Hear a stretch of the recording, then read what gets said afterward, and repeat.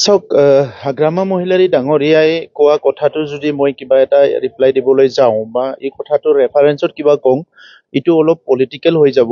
আজিৰ সময়ত মই পলিটিকেল কথা ক'ব বিচৰা নাই।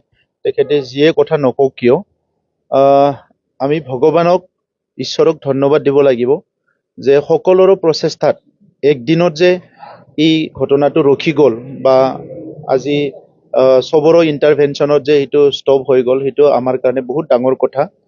আগৰ সময়বিলাকত সৰু ঘটনাৰ পৰাই ডাঙৰ সংঘৰ্ষ হৈ গৈছিলে আৰু সেইটো বহুত দিনলৈকে চলি আছিলে। আৰু আমি সেইকাৰণে যোৱা পৰহি যিটো ঘটনা হ'ল, এই ঘটনাৰ পিছত সকলো বহুত শংকিত হৈছিলোঁ যে এইটো কোনটো টাৰ্ণ লয়। আৰু ৰাতিপুৱাৰ পৰা কিছুমানে ৰাস্তা ব্লকেট কিবা কিবি কৰি আৰু পৰিৱেশটো বেলেগ ফালে গ'ল।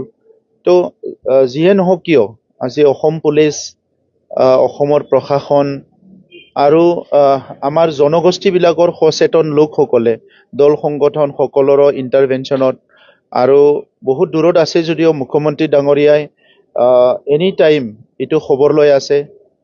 তেখেতৰ এনি টাইম মানে ইণ্টাৰভেনশ্যনটো চলি আছে আৰু চবৰো ইণ্টাৰভেনশ্যনত সেইটো এটা লেভেলত মানে ৰখি গ'ল, ইয়াতকৈ বেছি নহ'ল। সেইটো আমি চবেই ভাল পাইছোঁ।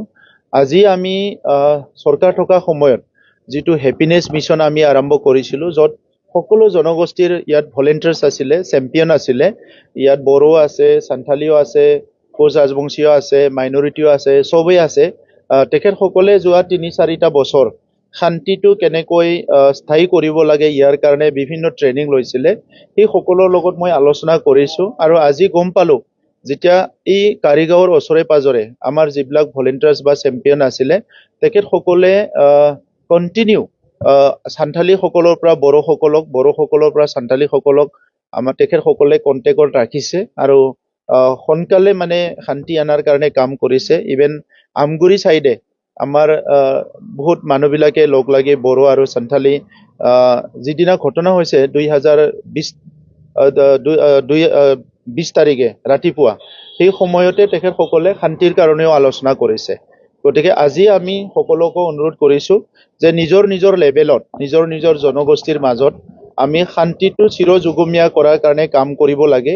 গোটেই বিশ্বখনত আমি দেখিবলৈ পাইছোঁ যে এই ডিছপ্লেচমেণ্টৰ কাৰণে, অশান্তিৰ কাৰণে ক'ৰবাত সংঘৰ্ষ হৈছে, ৰায়ট হৈছে, কনফ্লিক্ট হৈছে, যুদ্ধ হৈছে, ক'ৰবাত নেচাৰেল কেলামিটি হৈছে, এইবিলাক কাৰণতো বহুত মানুহৰ ঘৰ বাৰী এৰি যাব লগা হয়। আমাৰ চিন্তাটো হৈছে যে এই অঞ্চলতো বহুত ল'ৰা ছোৱালী আছে যিসকলে মেট্ৰিক পৰীক্ষা দিব, হায়াৰ ছেকেণ্ডাৰী পৰীক্ষা দিব, গোটেই বছৰটো পঢ়িছে আৰু এতিয়া যদি পৰীক্ষাটো ভালকৈ দিবলৈ নাপায়, তেখেতসকলৰ ভৱিষ্যতটো অন্ধকাৰ হৈ যাব আৰু এই দুখটো সদায় ৰৈ যাব। আৰু ইয়াৰ কাৰণে কাকবা তেখেতসকলে সদায় দোষাৰোপ কৰিব, ভুল বুলি ভাবিব। তো এইকাৰণে আমি ৰিকনচিলিয়েশ্যনটোক আনিব লাগে আৰু সকলোৰে মাজত আলোচনা বিলোচনা কৰি অনাগত দিনত কোনোবা দুষ্কৃতিকাৰীয়ে কোনোবাই ভুল কৰাৰ কাৰণে আমাৰ সমাজখন যাতে বহুতখিনি ক্ষতি নহয়, ইয়াৰ কাৰণে আমি সজাগ হৈ থাকিব লাগিব। এই কথাটোকে আমি আলোচনা কৰিছোঁ আৰু সকলো নিজৰ নিজৰ জাগাত থাকি কেনেকৈ শান্তিটো চিৰযুগমীয়া কৰিব লাগে, ইয়াৰ কাৰণে কাম কৰাৰ কাৰণে মানসিকভাৱে প্ৰস্তুত হৈছে। আমাৰ অহা 30 তাৰিখ আৰু 31 তাৰিখ জানুৱাৰীত অধিৱেশন আছে। এই অধিৱেশনত আমি ৰাজনৈতিক সিদ্ধান্তবিলাক ল'ম, আলোচনা কৰিম আৰু অহা 24 তাৰিখত আমাৰ CWC আছে, তাতেও আমি আলোচনা কৰিম।